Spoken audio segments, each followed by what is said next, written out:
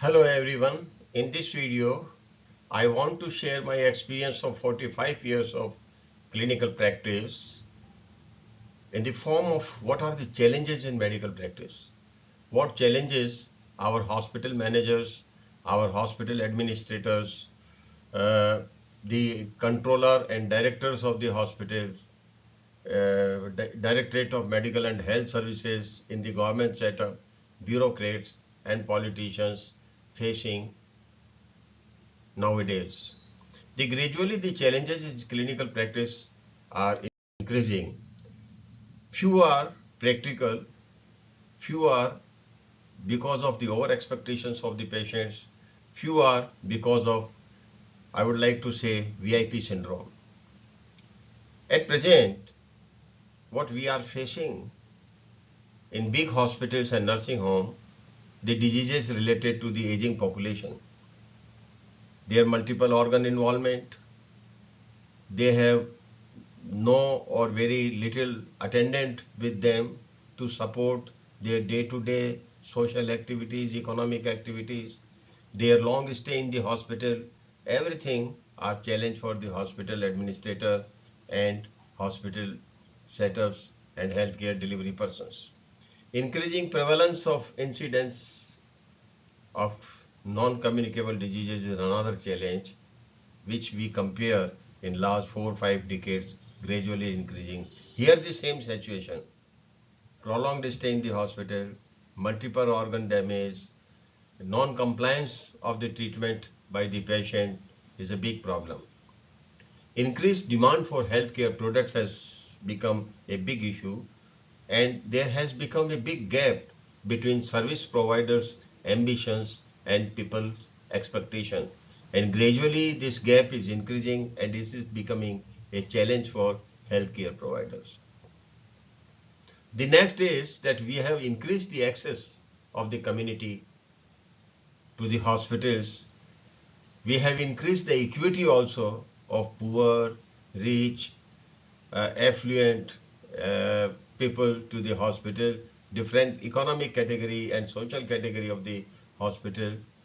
But the affordability of healthcare products and services is a big issue to be convinced to the patient, a big issue to be understood by the hospital managers and hospital administrators.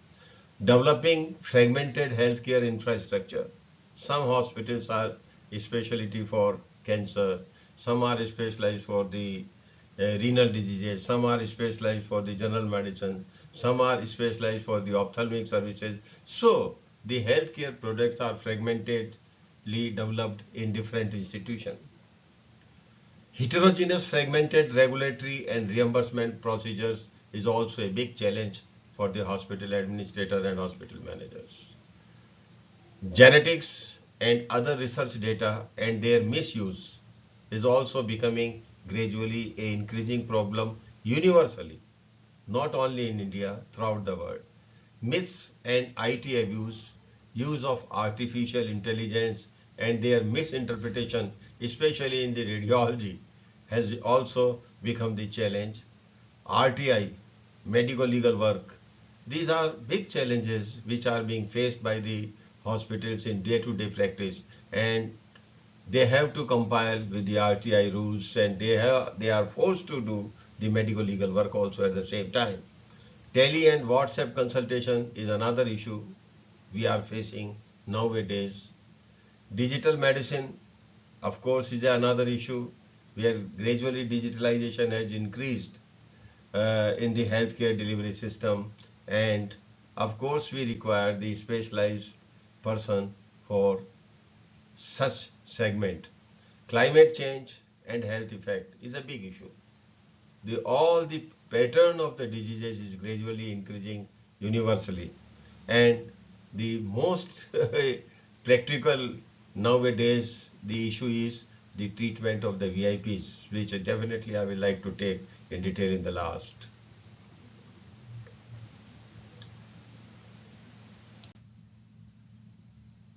The unrealistic expectations. Most of the hospitals must be observing now that there are unrealistic expectations of the patient in the form of they want immediate access to everything soon after entering into the hospital. Unrestricted choices they have.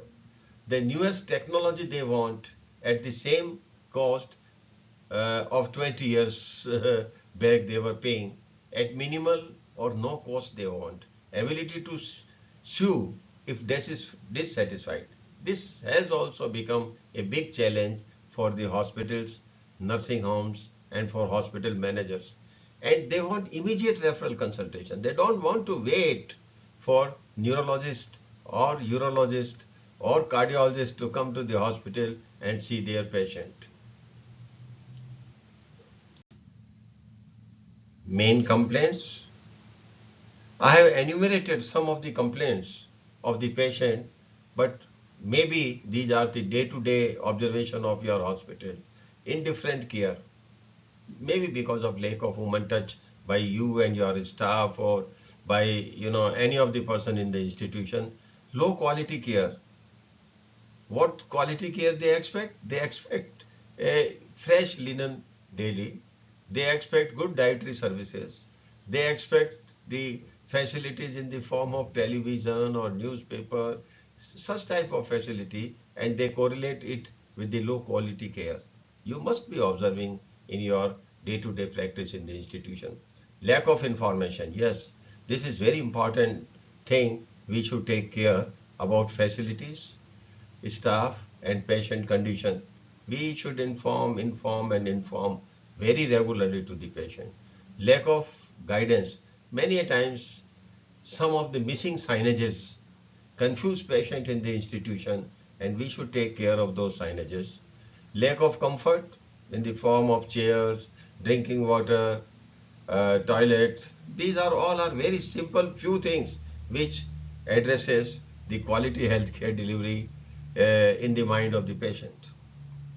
Overcrowding, of course, during the peak epidemics, pandemics, this is a big problem. Long queue, especially in the public sector hospitals.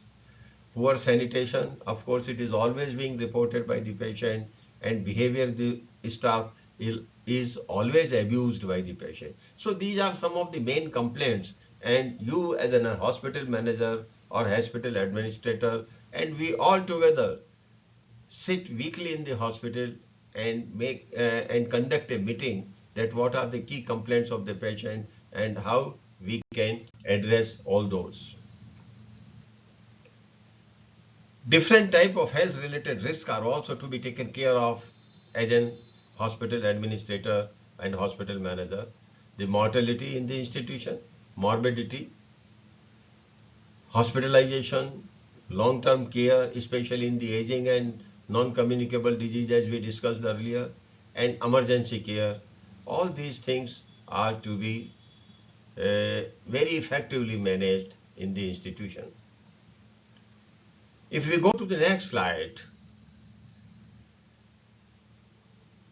and chronic diseases, if we consider the convergence of the diseases and comorbidities, big challenge to the hospital managers and clinical care healthcare delivery persons.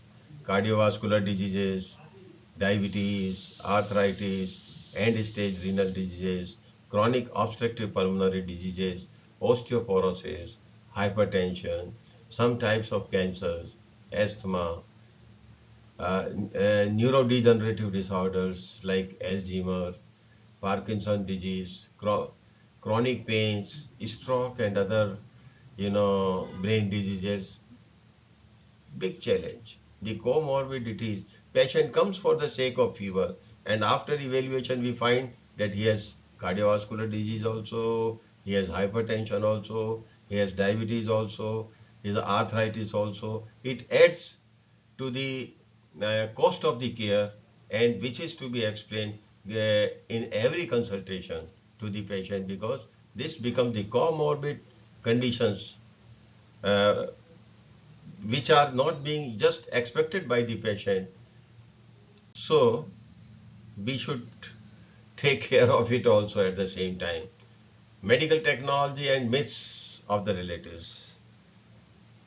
Myths to manage healthcare costs, technology and reimbursement must be controlled.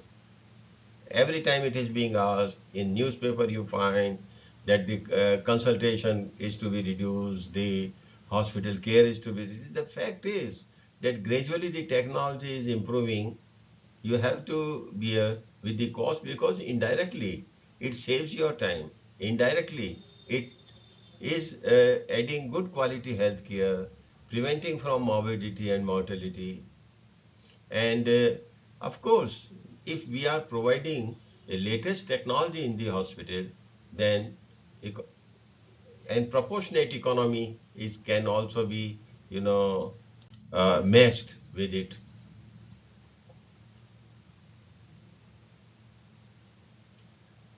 Access to medical technology is a big issue.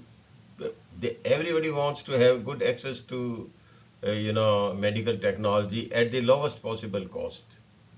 So yes, of course, this is all to be explained at the time of admission to the patient that how important it is to provide you the latest technology care, and this type of care are available in our hospital, and how safe it is for you. The clinical improvement in the efficacy and safety and mortality. We can very well say that if this technology will be used, you will be quite safe, and mortality and morbidity will relatively be less. The quality, patient physical and psychological state, caregivers physical and psychological state. Quality can well be matched if there is an improvement in both.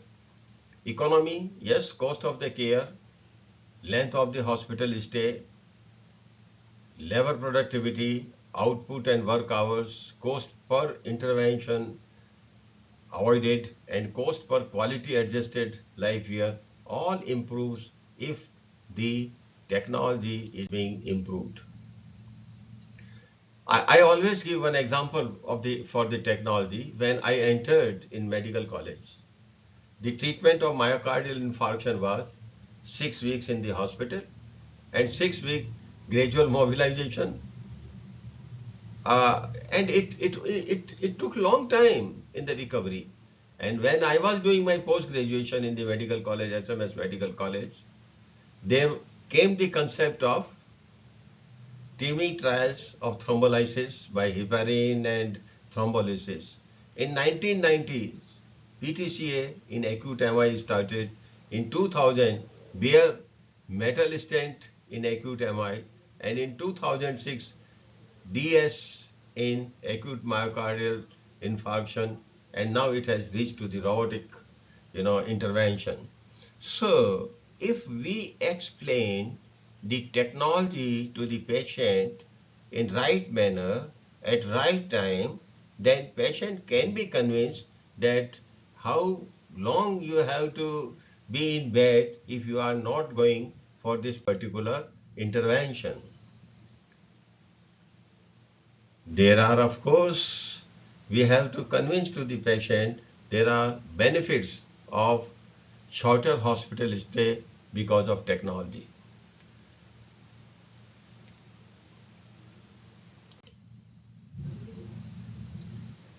Alzheimer's diseases and nursing home admissions. Gradually, the new treatment has come.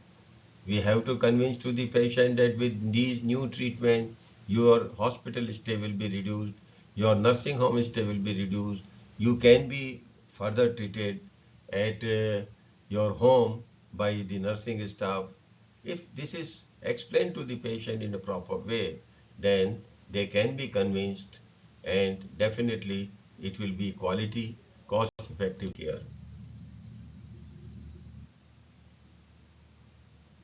We should, as a hospital administrator, we should understand that stakeholder alignment is critical to the broadening of access to the hospital.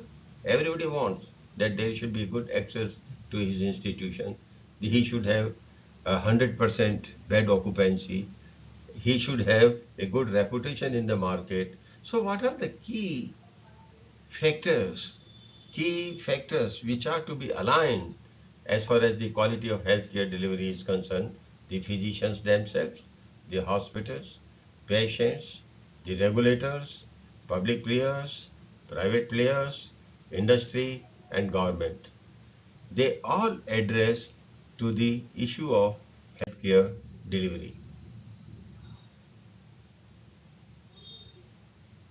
Technology motivates human resource also.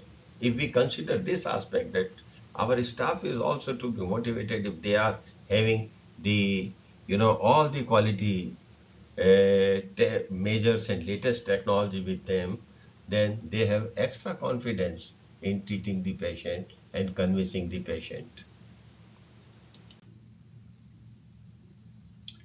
This particular slide gives what are the gaps which are being usually discussed in the community, which are usually discussed with the in the press, which are always raised by the patient.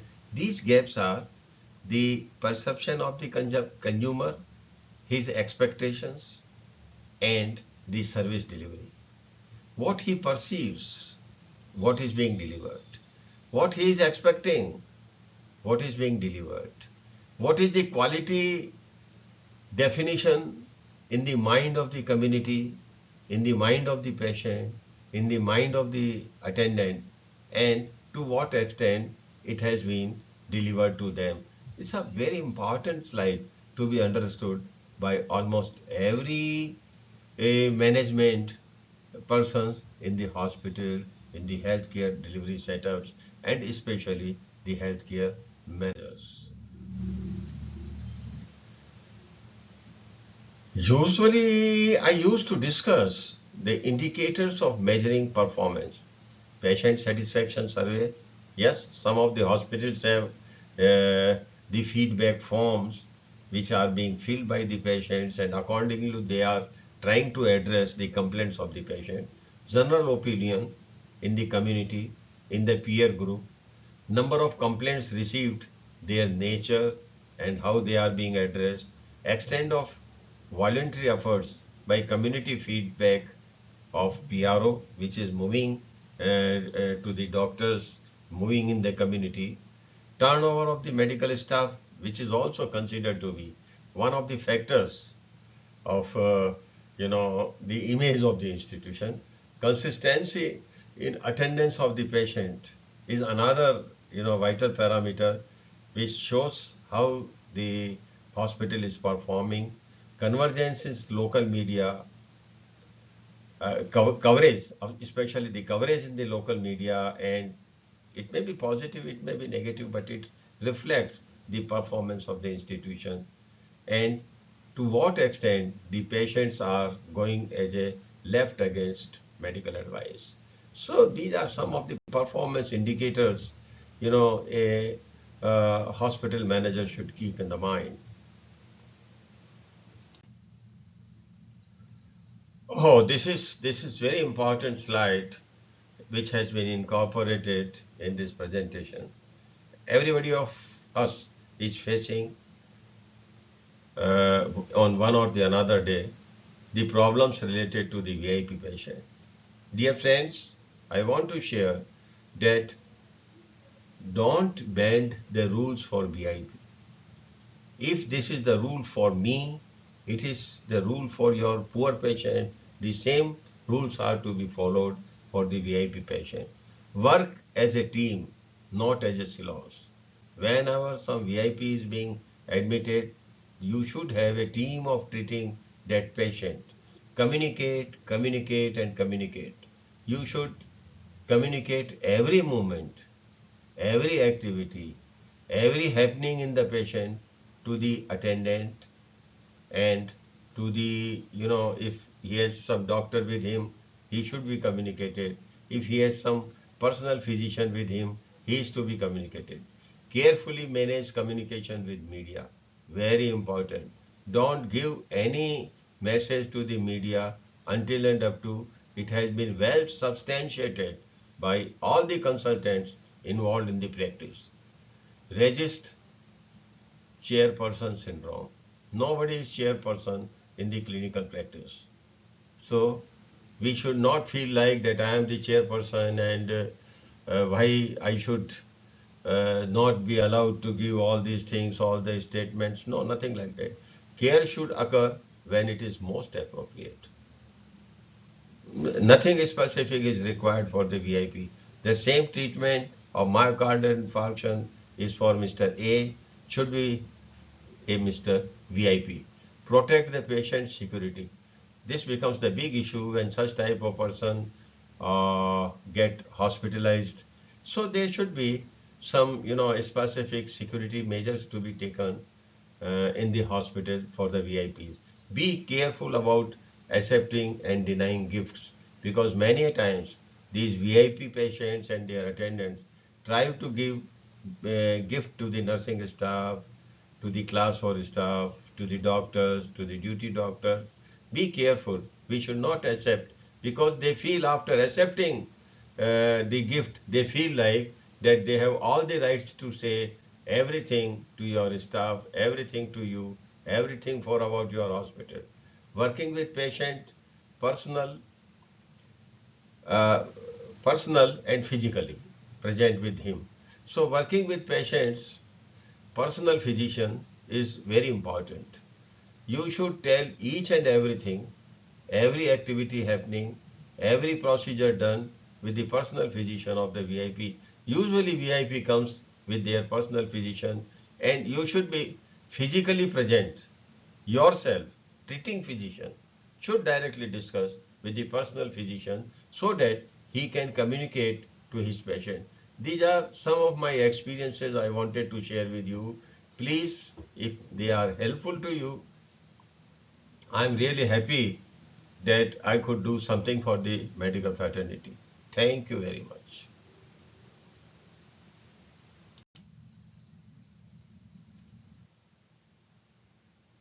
These are some of the 10 golden rules I always use to discuss. Practice with kindness, ethics, and honesty. Upgrade professional knowledge and clinical skills every day and day onwards. Maintain good patient record. Maintain good communication with patient and relatives. Maintain doctor-patient confidentiality. Allow second opinion and referral to the colleagues as early as possible. Maintain good working relationship with colleagues. Be conscious of cost of healthcare at every point of time, when it comes to the medicine or it comes to the procedure, or well, at any point we should be conscious about the cost of the healthcare delivery. Avoid publicity, self-promotion, and abuse of others. Be a partner in promoting inter-speciality and synchronize with your peer groups. So I always used to discuss these 10 golden rules of medical practice with my colleagues. Thank you very much once again.